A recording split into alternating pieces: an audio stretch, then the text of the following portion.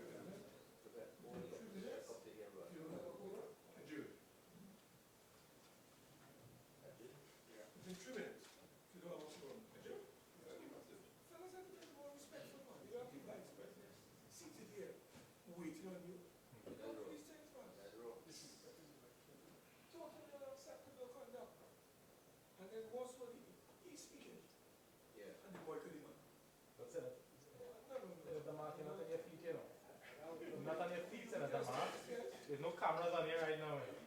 Rohan, we can stay upstairs. Oh, we came to support you.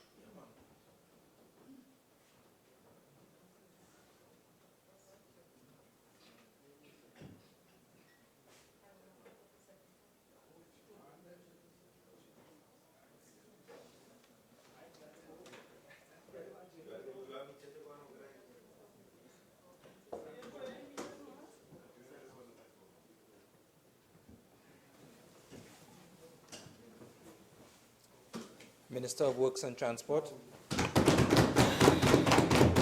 Thank you, Mr. Vice President.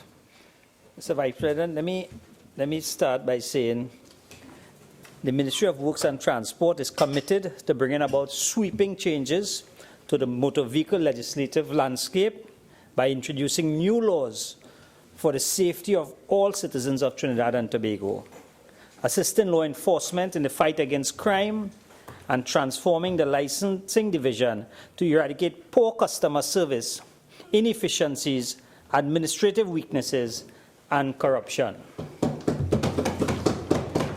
However, Mr. Vice President, I just want to, before I go into the presentation, I just want to go into the presentation by Senator Mark, who spoke about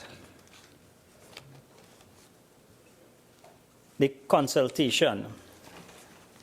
I just want to put on the record that there was consultation with several stakeholder groups, including Arrive Alive, and other groups, and there was lots of comments posted on the Ministry of Work website, and all this was taken into consideration, added to the 26 years of consultation with the Road Traffic Act before any legislation was taken into account.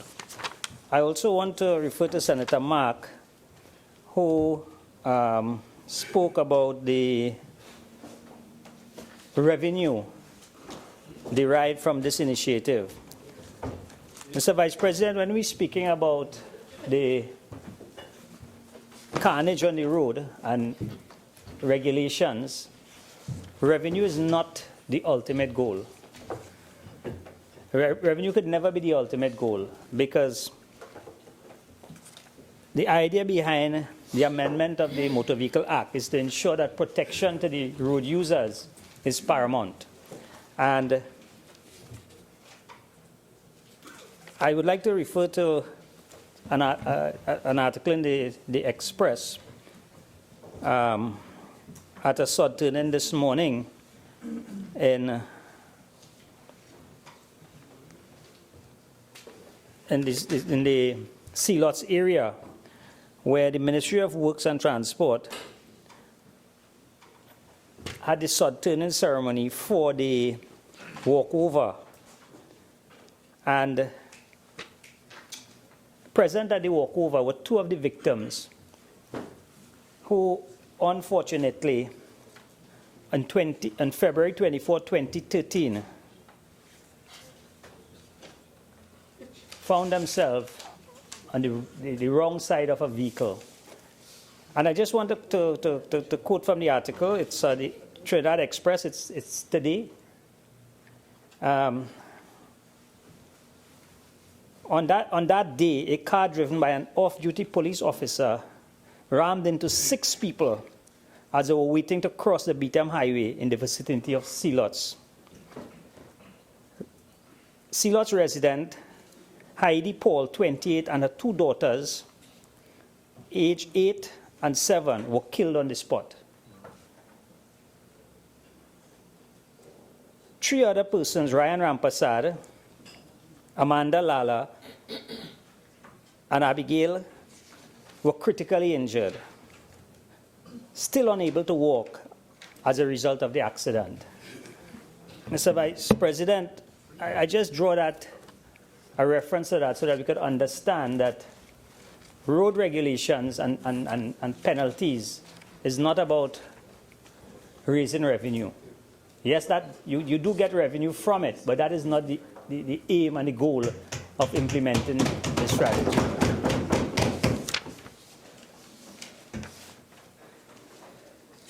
Senator Danisa wrote some, Senator Mark also spoke about some of the powers of the Minister of Works. Senator Mark, all those powers do exist right now under the Act.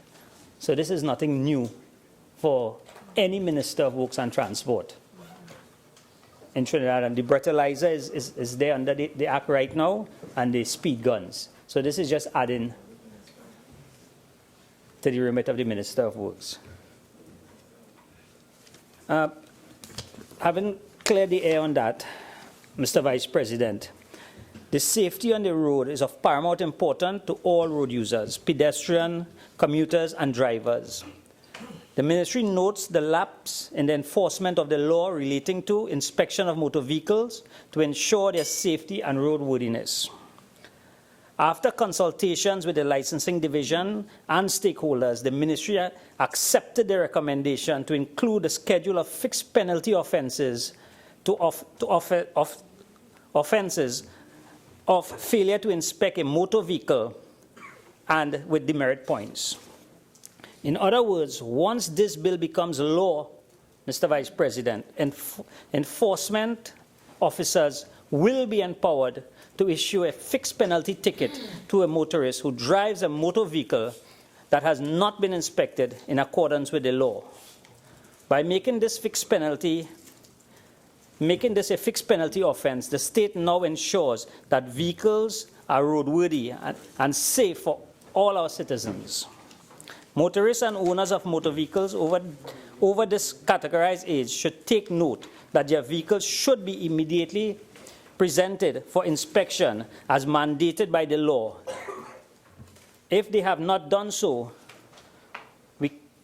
we cannot compromise our safety. Owning a vehicle bears serious responsibility. Mr. Vice President, the same way a pilot must ensure that an aircraft is safe for his or her passengers, and a shipmaster ensures the safety of all personnel on board the vessel, a vehicle owner or driver bears the same responsibility, and this cannot be overstated or overlooked. Mr. Vice President, this is about being responsible citizens. We are our neighbors' keepers and on the road, and road safety is a matter for all of us.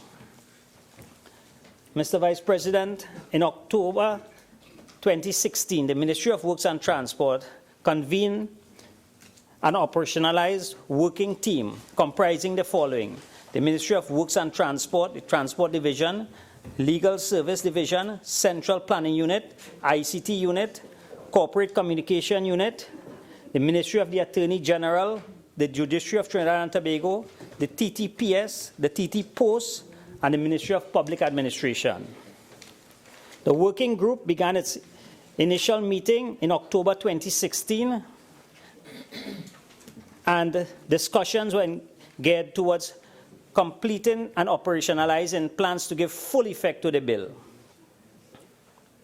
Prior to the convening of this working group, the ministry started the process of transforming the licensing division in a systematic manner in order to lay the foundations for the packaging of legislation. Nothing was being done in isolation or by guesswork. The vision was to introduce modern enforcement laws to protect the citizens, and by doing so, bringing about long overdue changes in the licensing division. Therefore, key technocrats from the ministry were given the mandate to fast-track the digitalization of the licensing authority records. And I just want to put on the record, Mr. Mark, that yes, the digitalizing of the licensing office is far advanced. Two key areas of service were identified as matters of priority, so as to provide support for the red light camera enforcement system, new fixed penalty traffic ticketing system, and spot speed camera enforcement system, and the demerit point system. Two areas of priority are the driver's permit system and the vehicle registration system. The newly launched driver's permit utilizes a centralized database which allows for faster processing of driver's permit, additional card security, and enhanced security across a robust client-server centralized database system. Most importantly, all transactions under the new system are now carry an electronic audit trail which identify all activities performed by the users. The key components of the upgrade are as follows: enhanced network connectivity, local and wide area network, implementation of the centralized database system, replacement, upgrade of all computer. Point of order, 4211.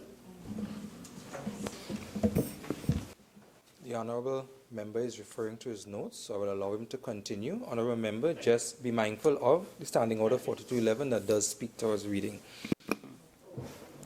Thank you. Thank you, Madam President. Madam President, I don't think they knew that we were so far advanced. Mr. Vice President, I don't think they knew we were so advanced with this new legislation. Yes. I think we caught them by surprise today. Yes, yes. I don't think they want the public to know how far advanced we are. That's right. We want to know what the guy is saying. That is on its way back. Yes. All right, continue, Honourable Minister. Just for clarification, the Galiciers, I think, is on its way to the court now. And the badge. Mr. Vice President, additional benefits to be derived from this system are implementation of the data center for hosting of licensing electronic systems and the database. Online application requires for driver's permit and renewal. Mr. Vice President, I think what the the honorable senators fail to realize that this government, in its short stint in office, have brought technology to the licensing department that they probably never thought could have happened. Very soon, you'll be able to go online and apply for your driver's permit. Very soon, your driver's permit could be a form of identification, well coded. Mr. Vice President, and there are a lot more to come by tomorrow at the licensing office. The new system paves the way for implementation of a platform via the use of specialized management software for the new fixed penalty traffic ticketing system and demerit point system. Mr. Vice President, the Honorable Senator Mark wanted to know about the software that is being used. The software that is being used will allow for accountability, accessibility to the electronic record, security database storage. What that does, Mr. Vice President, the system allows the information at the licensing office to be accessed by the police. It means that the licensing office is helping now in the fight against crime.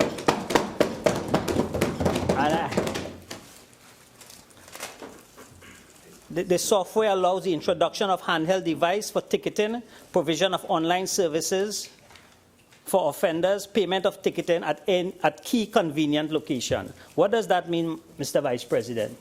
It means that in the past, if you get a ticket in Mayaro on a Sunday, on a Monday you have to go back to Mayaro to pay it. That will soon be a thing of the past. That's right. Oh, so that 90 bill. Right?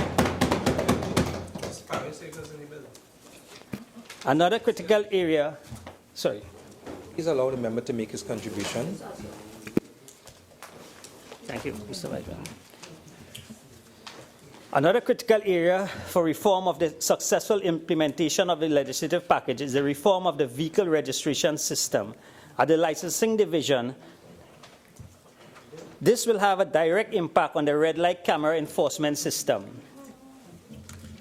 A recent analysis of the conductor of the technocrats of the ministry identified major delays in the setback in providing timely service to the customers, along with information to the vehicle registration database. These setbacks hindered operations in the following areas: poor customer service, unlimited update on record, slow registration of new vehicles, slow registration of roll-on, roll-off vehicles, duplicate of paper trails, untimely customer service, lack of transparency, and lack of decentralization. Mr. Vice President, I think the eradication of this will definitely affect some members on the other side. So that is probably why they are objecting to it. Yes. Mr. Vice President, we are getting a lot of positive comments now from the licensing department. This is simply because in Trinidad and Tobago, within the last 2 months, you can go to any of the licensing offices and you can have now your digital driver's permit issued to you. There are five sites that you can go now and get your certified copies. Unlike previously when there was one place in Port of Spain that was printing certified copies. And as of tomorrow, citizens of Trinidad and Tobago can go on their phone and get their certified copies. That is progress, Mr. Vice President. This will be launched tomorrow. No, it will be free of charge. You can look at it on your phone, and if you need a paper copy, then you go to get it. And, all right? That will be launched tomorrow, Mr. Vice President. And there's a lot more to come. Key steps are being currently undertaken to mitigate the deficiencies with regards to the business processes and challenges with the vehicle registration system, which will introduce major changes in the way business is conducted.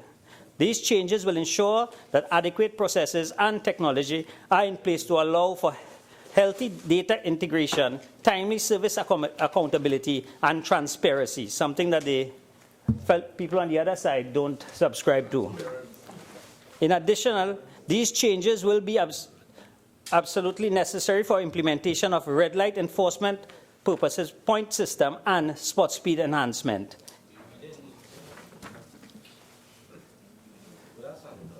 Scanning and Mr. Vice President, the scanning of the RFP plates that the Attorney General spoke about, that will be something going to Cabinet on Thursday, and very soon this Parliament will have that as a debate. That will ensure, with that piece of legislation, again, it will significantly improve the crime-fighting technology in Trinidad and Tobago.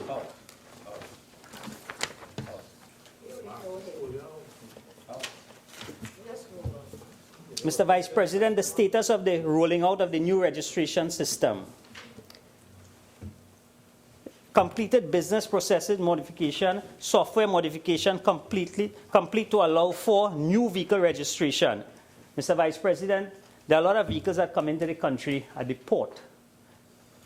Some of them come in as knockdown vehicles and they appear on the road. This new system will eliminate that. Roll-on, roll-off, verification, transaction audit trails, decentralized printing of certified copies, third-party integration, and stock usage and verification. What is the third-party integration, Mr. Vice President? The third-party verification is where the police can tap into the licensing database.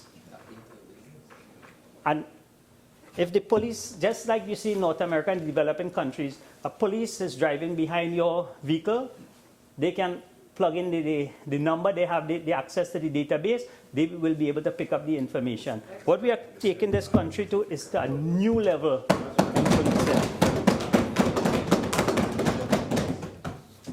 Mr. Vice President, this wide area network is 85% completed.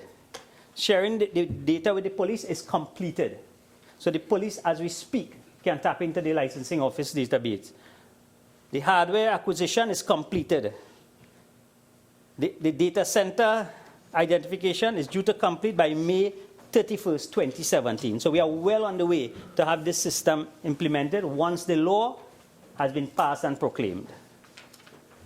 The new system being introduced in this bill, the fixed penalty ticketing system, red light camera enforcement demerit point system, also paves the way for implementation of a specialized management software allowing for the following: automatic accessibility to vehicle electronic records, secure data storage, electronic management of citation notice, introduction of the handheld device for ticketing. Again, Mr. Vice President, what is that? Gone are the days where police officers will have this book and then come around and start to write.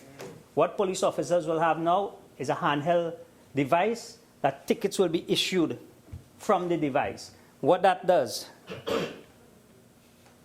there's a lot of questions as to how many people pay their ticket, whether the ticket actually reaches to the courthouse. All that will be eliminated with this new system.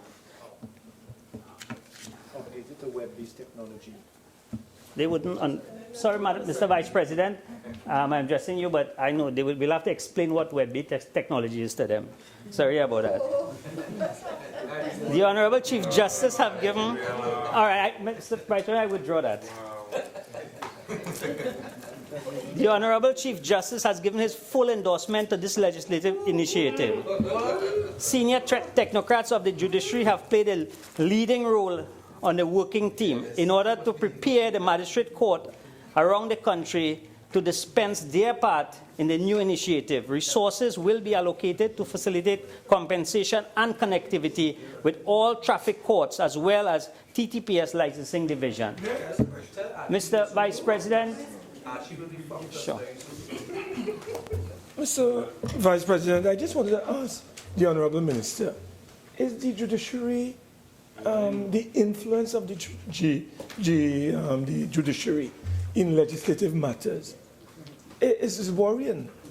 And I wanted to ask you, what role is this body, this separate arm of the state playing in this matter?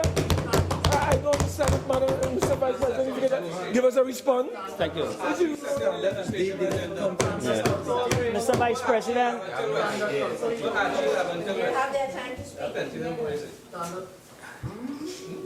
Continue, Minister. Thank you, Mr. Vice President. Mr. Vice President, consultation with the judiciary have been a 26-year-old practice. Mr. Vice President, the judiciary has a key role to play in this legislation. What we are heading for is where someone gets a ticket and it has to go to court. No longer police officer has to go to court. And sometimes 3, 4, 5 days. All right? And you have the police officer there. With this technology, someone breaks a red light. You have that video footage. That can be uploaded straight to the magistrate. So a police officer doesn't have to go to court for a traffic ticket anymore. This is what we're trying to implement. I know it's a bit difficult for you all to accept and understand how we're going to do it, but we will work it out. Don't worry about that. It is expected that this initiative will significantly reduce the number of traffic cases appearing on the court list, given the fact that persons will be able to pay their traffic violation penalties at convenient locations. Adding to that, the person will not be required to fill a notice the person required to file a notice to contest in order to receive a court hearing in the event they wish to contest a traffic ticket. The law will now facilitate the quick disposal of traffic cases, thereby allowing the court resources to be better utilized and managed. Resources will also be allocated for the training of the court staff.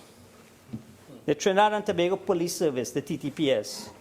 The Acting Commissioner of Police and his charge are working closely with the ministry to finalize the operationalization of this legislation. The TTPS welcomes this interagency collaboration that will require the finalization by the legislation. Example, the demerit point system, which create collaborations between the TTPS licensing division and the judiciary in order to allow for its full operation. The legislation proposed a designated ticket format that will create for carbonized paper. Mr. Vice President, this is what I was speaking about when I said the handheld devices will be issuing tickets at this stage. To automatically generate copies, it will allow for barcoding features to facilitate scanning into a general database to assist with internal auditing and management. It also lays the platform for local law enforcement to be equipped with digital ticketing machines. This system will not only ensure that speedy dispatch of tickets to irate motorists, but will ensure accountability and eradication of corruption at the ticketing system caused by transfer of hard copies from police stations to courts around the country. With ticketing machines, duplicate copies will be made available to the licensing division and other stakeholder agencies almost on real time. This will obviate the need to manually refer copies to the courts, etc. The TTPS has already begun putting systems in place to retrain and educate its members with the implementation new system that will no doubt change the face of law enforcement in Trinidad and Tobago and restore order to our nation and roads and general society. It is expected that this new system will create a further pool of information for which law enforcement can gather much needed intelligence in the fight against serious crime. The TTPS has indicated that to save for additional IT resources and sensitization efforts to implement the new system, the new fixed penalty traffic ticket system, red light camera enforcement, and the demerit point system will pose no real challenges or demand on the TTPS for successful implementation. The Ministry of Works will continue to collaborate closely with the Commissioner of Police and his executive to ensure smooth implementation of this system. The Trinidad and Tobago Postal Corporation, TT Post. The government intends to use this postal service to play a key role in the introduction of the red light camera enforcement technology, as well as the new fixed penalty traffic and ticket system. This technology will usher in the dawn of a new era where here in Trinidad, citation notices will be posted at the mailbox of owners of motor vehicles that are captured breaching red light and on our highways and roadways. The registered owners of motor vehicles will be required to ensure the payment of fines, since they must continue to accept various responsibilities for traffic violation committed with the use of their vehicles. TT Post is a key member for operationalized team and is putting its own system in place to ensure easy implementation of the legislation. Additionally, citizens will now enjoy the convenience of going to the nearest TT Post service center located around the country in order to pay their fines, penalty tickets, or citation notice. TT Post undertake to provide the following service to ensure continued effectiveness of the system.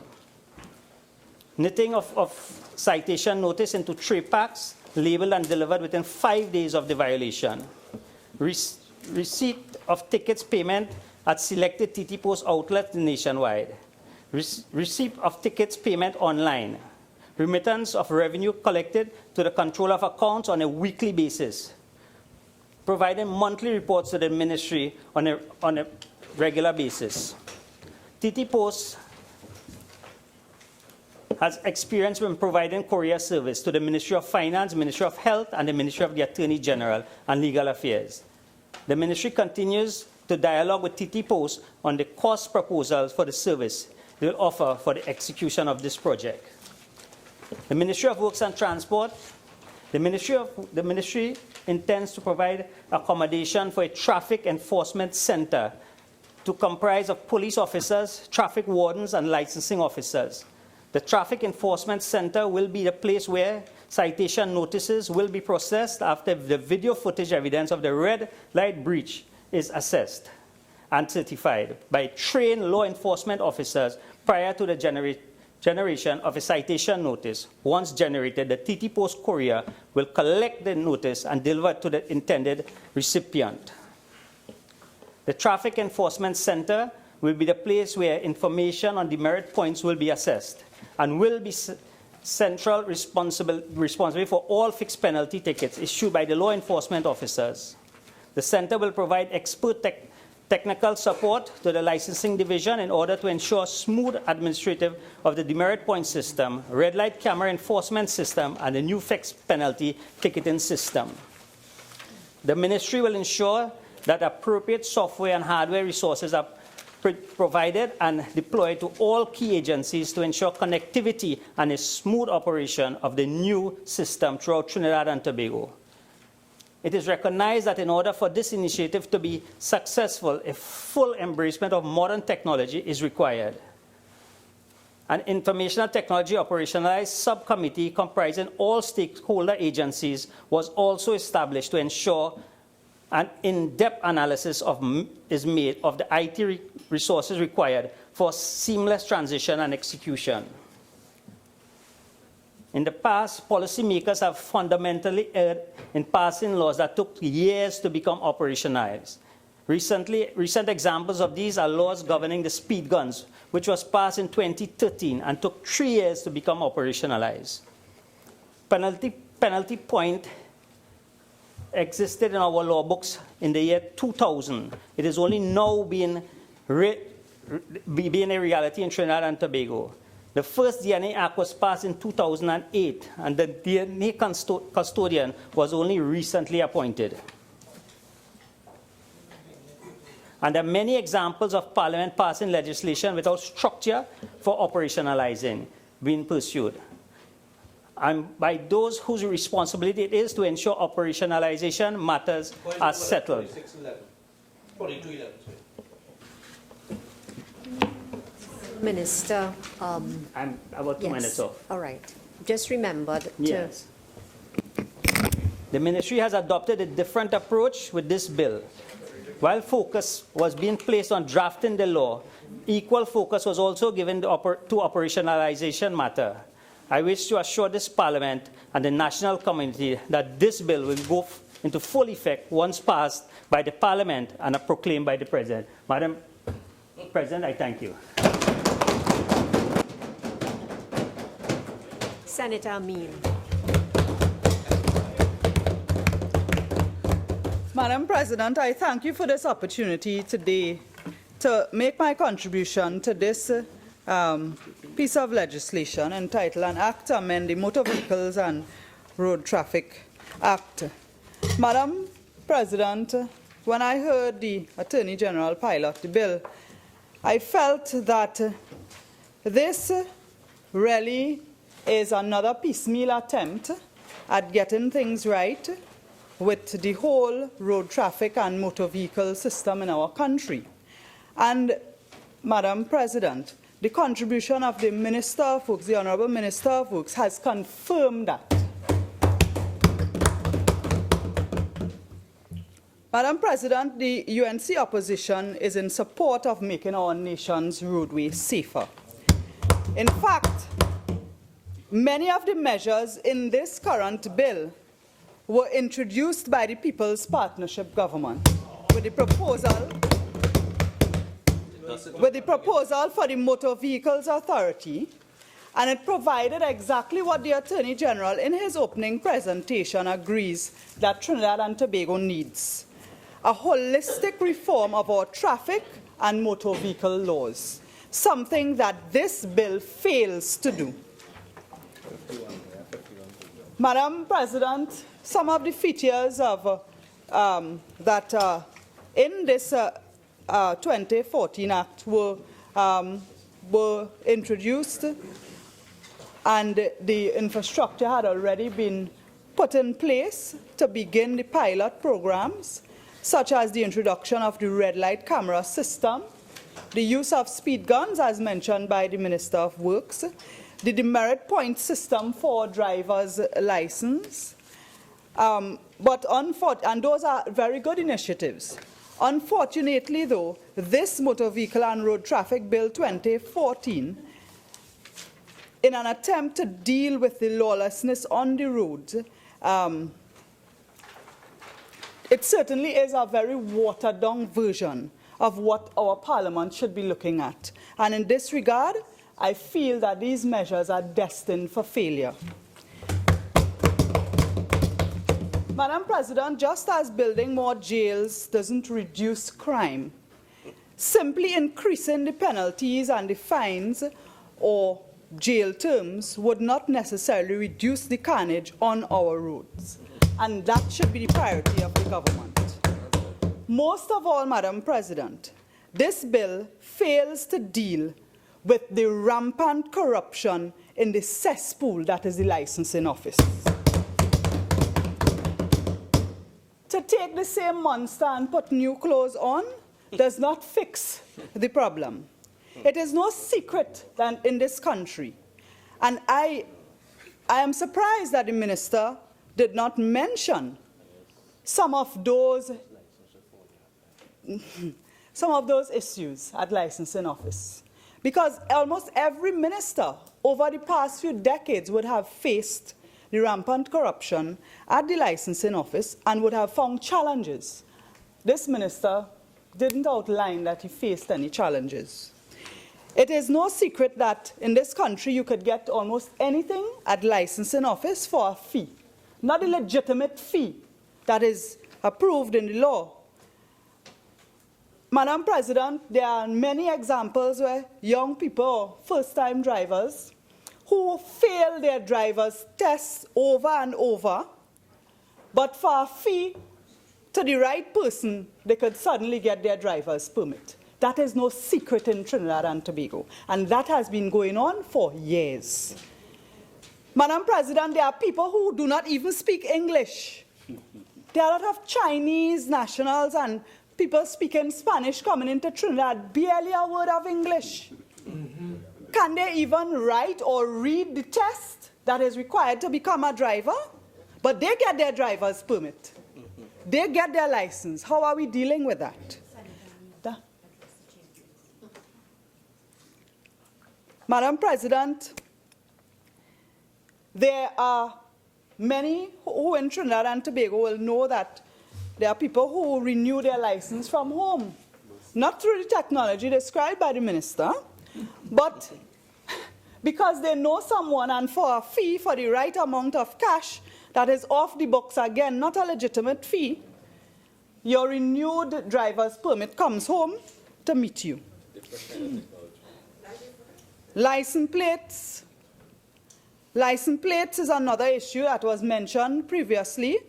There are several vehicles in Trinidad and Tobago where that carry the same license plate, and there was an expose, same chassis number, right? Well, at the article I read, there was an expose by one of our local dailies some time ago, where they indicated that that they actually showed examples of instances where the same registration number was issued to more than one vehicles. And in some instances, the people who were driving the vehicles were not even aware. So it is not that the owner of the vehicle is maybe a part of the corruption. It is coming out of the system that you have to register the vehicle in. And this has been going on for decades. Madam President, the issue of the inspection sticker, again, you put new clothes on the old monster. It is proposed that you will have 9 demerit points for the driving without an inspection sticker, or a fine of $1,000. Stickers are not available at licensing office, from what I understand. The public is being advised, the driving public is being advised, that if you apply, you have your inspection, you get a receipt or a document of some sort, that you should drive around with that in your glove compartment. And if the police stop you and ask you for your inspection sticker, I suppose you will then show them that with an excuse. But the fact is that this government is addressing the issue where you are required to have an inspection sticker on display in your vehicle. And again, you open the opportunity for the corrupt elements within the licensing office to make mass. This is not the way we should be going, Madam President.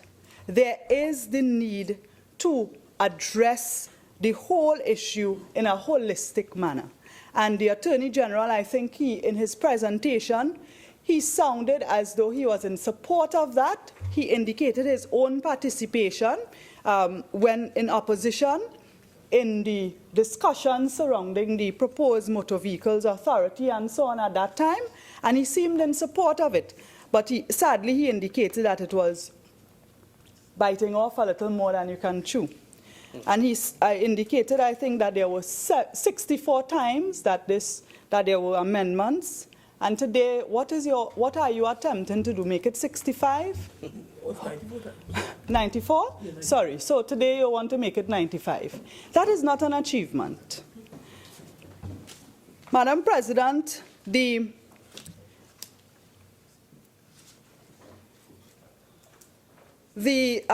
with regards to the inspection stickers, this bill introduces the requirement that a person must be the 2017 bill introduced a requirement that the person must be registered with the authority to operate a vehicle inspection center. So it gave the Motor Vehicle Authority that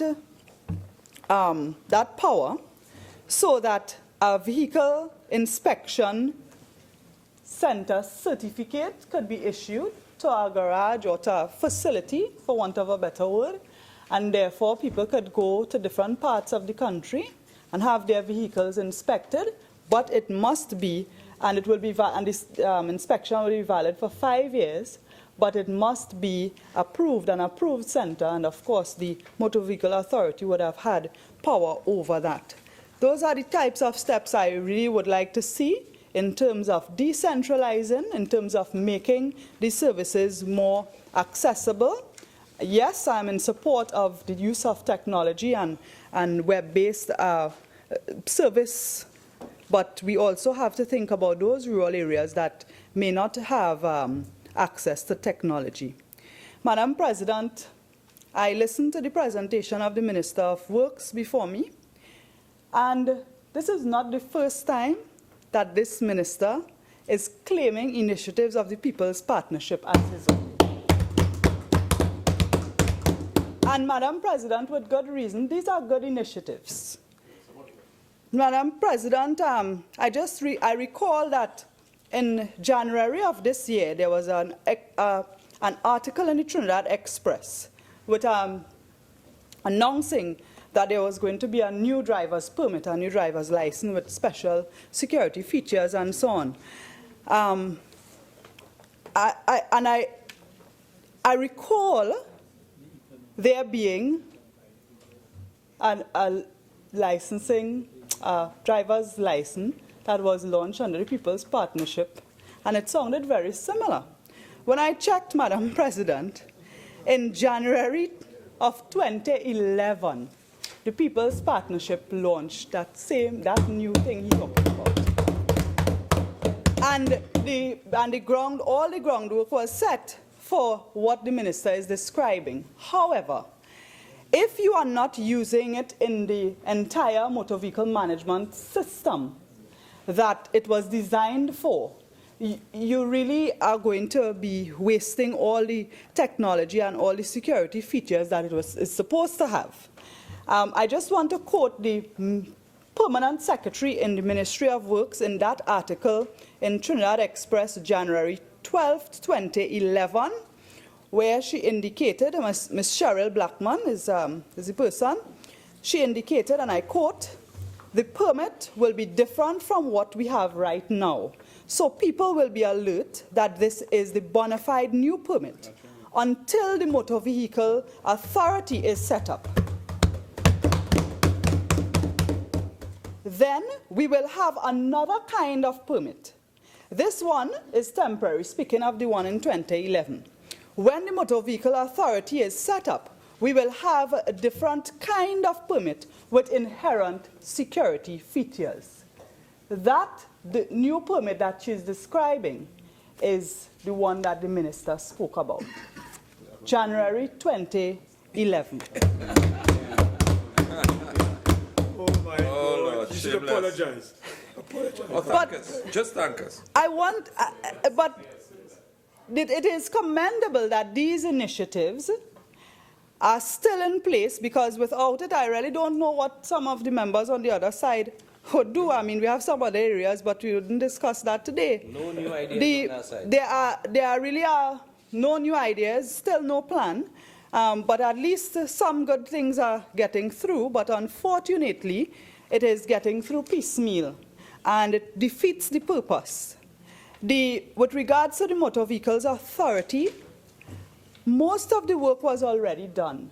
Madam President, in terms of consulting with stakeholders, the Attorney General spoke about his own involvement in discussions in the Parliament when he was on the opposition bench. A lot of the infrastructure, the technology that was mentioned, the cameras, some of those cameras, there was a pilot project in terms of setting up the technology, the speed guns, the computerized system where you can link so that the police could get access to the database with regards to vehicles. All of those things are initiatives that started before this government. And what we have to do is to build on it and ensure that we are not coming here to boast about shiny new things that are going in the same cesspool that is licensing office.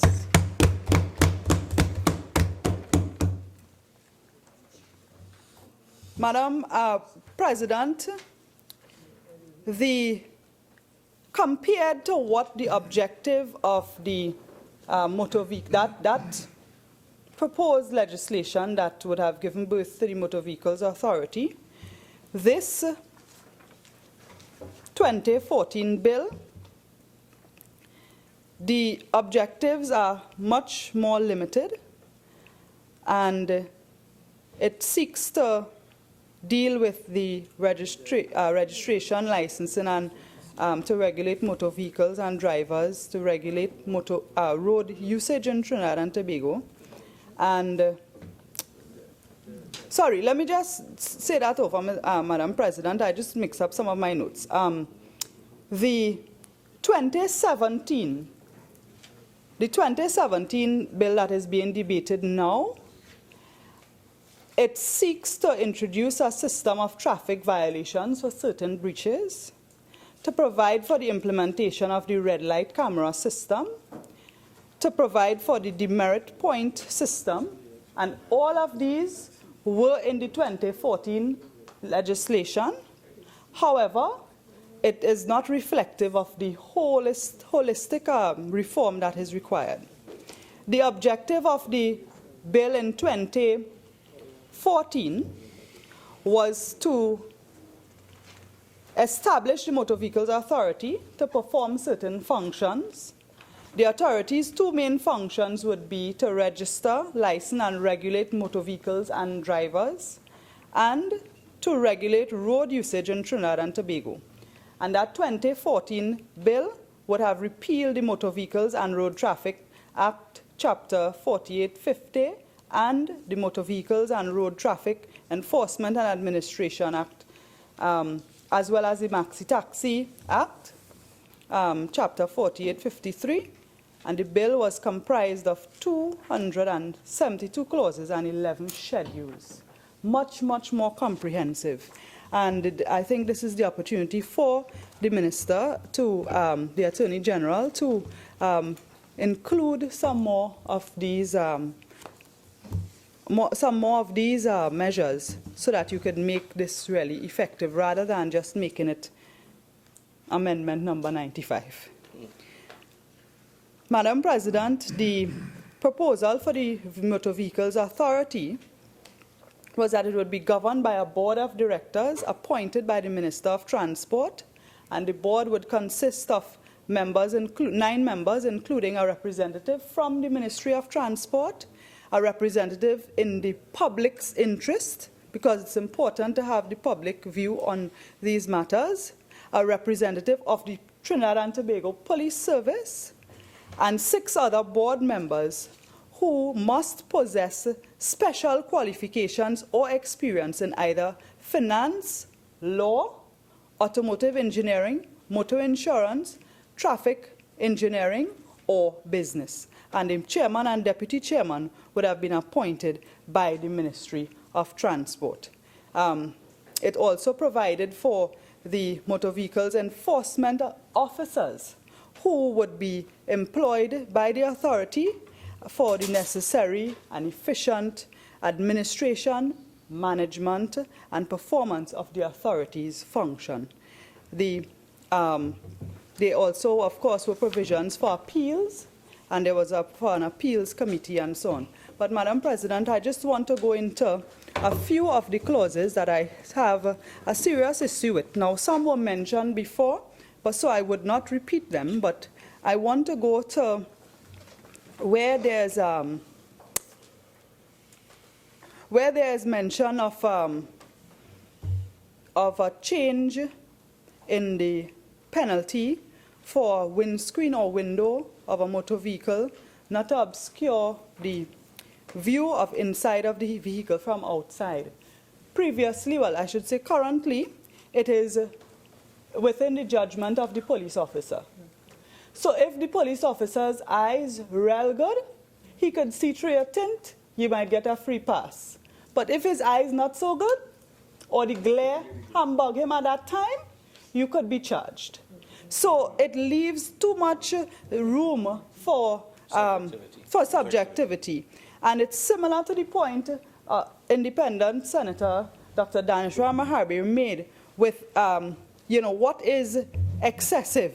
What is excessive in terms of excessive smoke and excessive spark, as he mentioned in his contribution. And that is something that has to be addressed. There are ways to measure, and you must find a very objective, measurable way to prove that the view is obscured. That remains a bone of contention where people could be victimized, and you see people sometimes their tint is torn or scratched or cut by the officers who are there enforcing. At the time they'll be given a ticket, but their vehicle is vandalized, for want of a better word. And that, in my opinion, has to be changed. Madam President, in terms of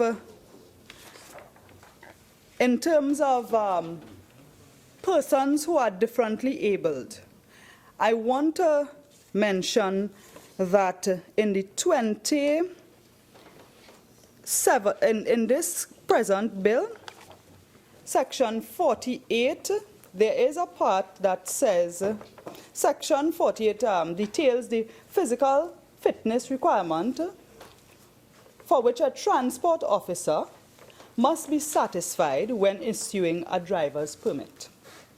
For example, a transport officer must be satisfied that the vision, hearing, and bodily and mental fitness of the applicant are such as to warrant the issue of a driving permit, and that the applicant is of good character.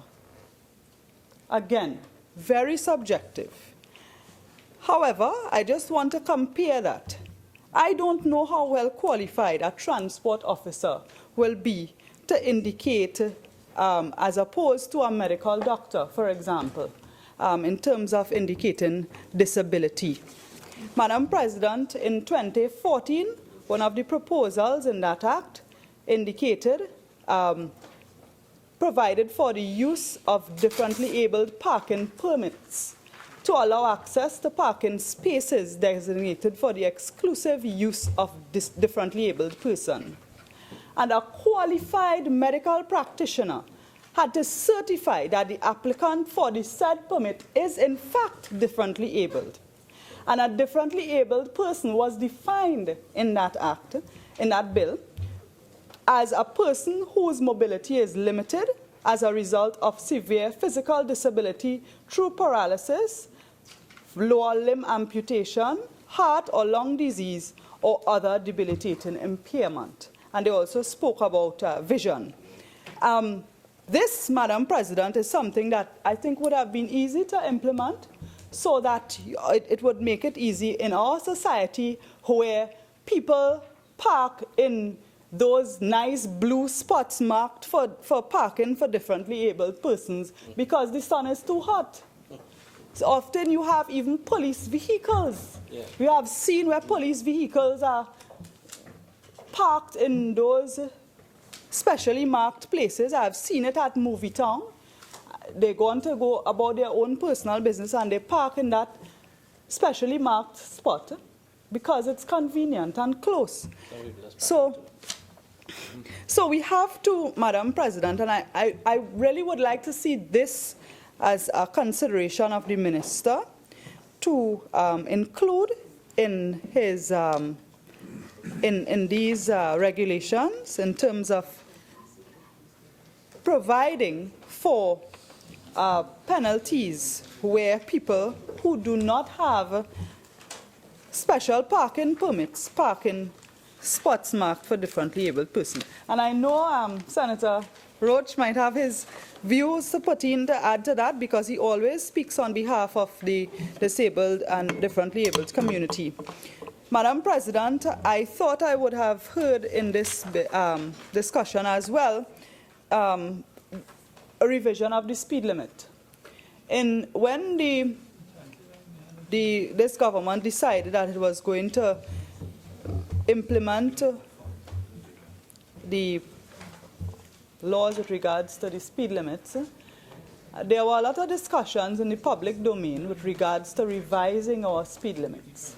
And the then Minister of Works indicated that it is not something that he had planned to do, and then subsequently indicated that they will consider it. I know that it was mentioned that it is something that the Cabinet would discuss. That, Madam President, is something I think we really have to engage the public and the stakeholders in, because there are times when driving at 80 could actually be obstructive as opposed to being safer. But the safety of our citizens must be our first priority. And in my humble opinion, it is time for us to take another look at the speed limits in Trinidad and Tobago. Madam President, another area that I wanted to mention is with regards to cyclists. In many countries, the whole idea of having special bicycle lanes is something that is including when they're doing urban planning and so on.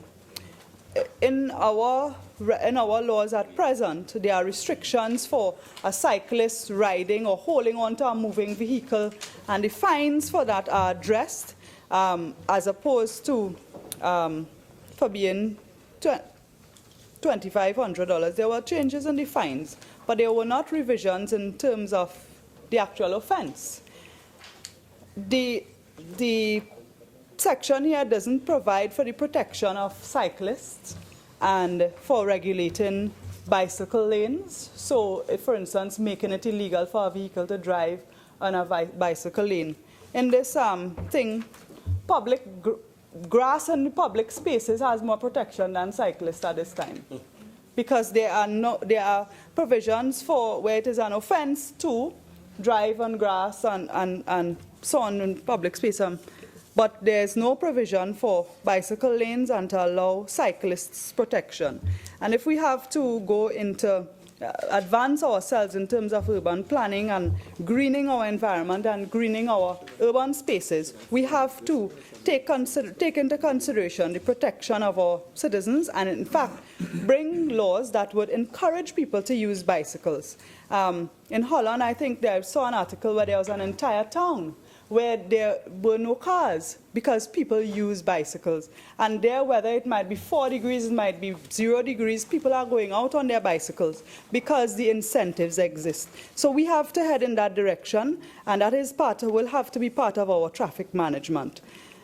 Madam President, in terms of the grounds to object that was mentioned before, certainly you cannot be so restrictive as to what grounds a person may provide as their defense, if they are being accused of something. And that is a point I agree with. Madam President,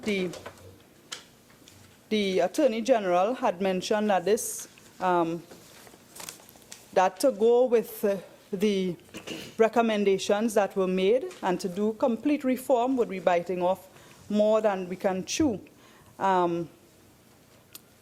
This Attorney General was part of the last Senate, and my appeal to you is, why not continue on the work that was done?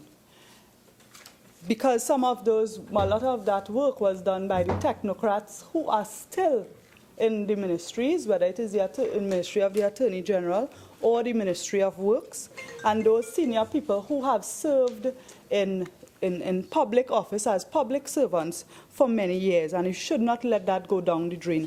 And I want to appeal to you to continue that work, and particularly because this Attorney General has faced so many instances of embarrassment due to poorly drafted legislation and a number of other issues in the public domain.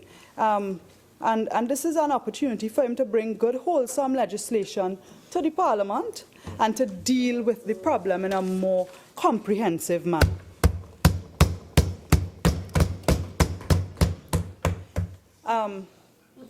In his contribution, the Attorney General indicated that this bill was tabled and has been on the order paper for some time.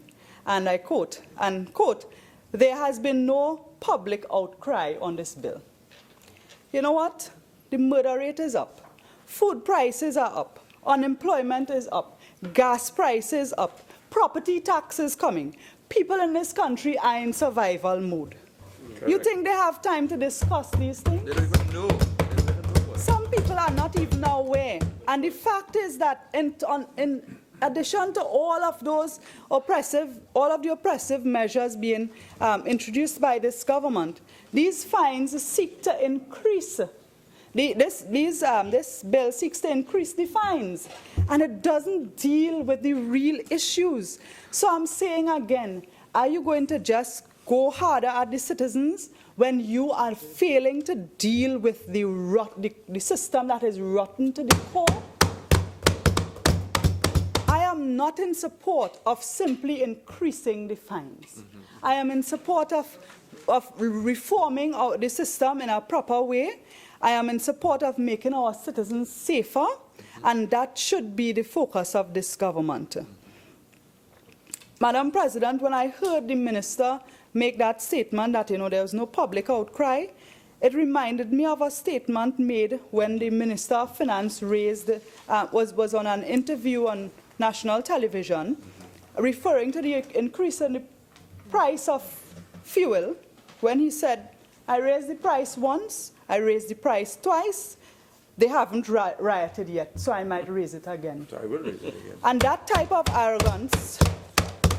arrogance is reflected in this statement, and that may not have been the intention of the Attorney General, but certainly we have to look at, we have to treat our citizens better than this. I would like to see public consultation on improving the motor vehicle and road traffic governance in our country, and I think this is the opportunity. You do have the support of the opposition in terms of in reforming this whole issue and making the country safer. And we can do that at a joint select committee where we can talk to more stakeholders and get their input. So I'm in support of that. There's one thing I must mention, Madam President, that the Attorney General said that I strongly disagree with. And he said that every crime that is committed involves a vehicle. Really? There's child molestation, there's rape and other sexual offenses, there's incest, there's corruption, there's white-collar crime.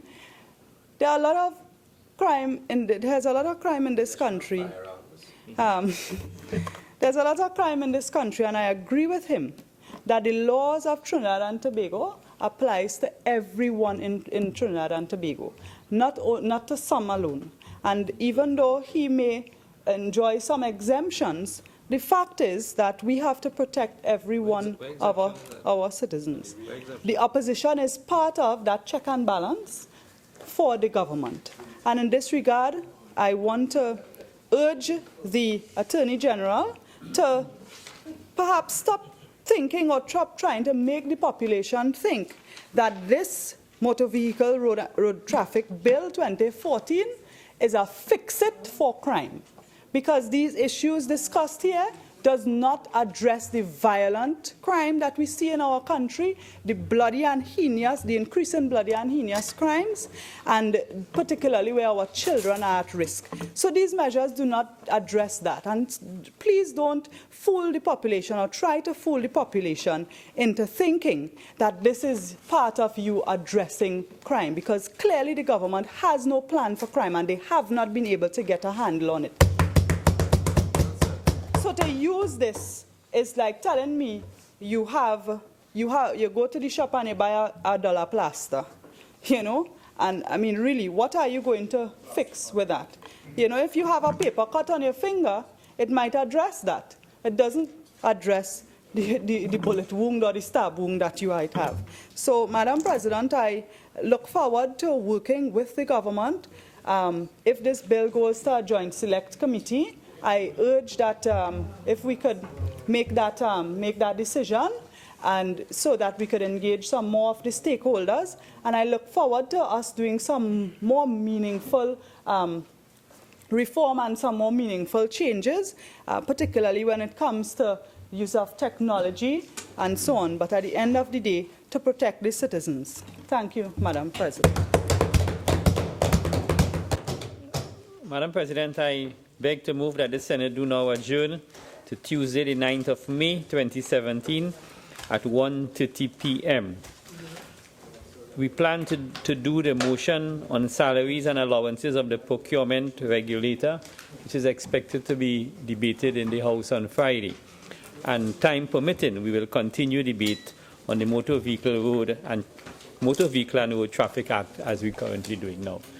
Thank you, Madam President.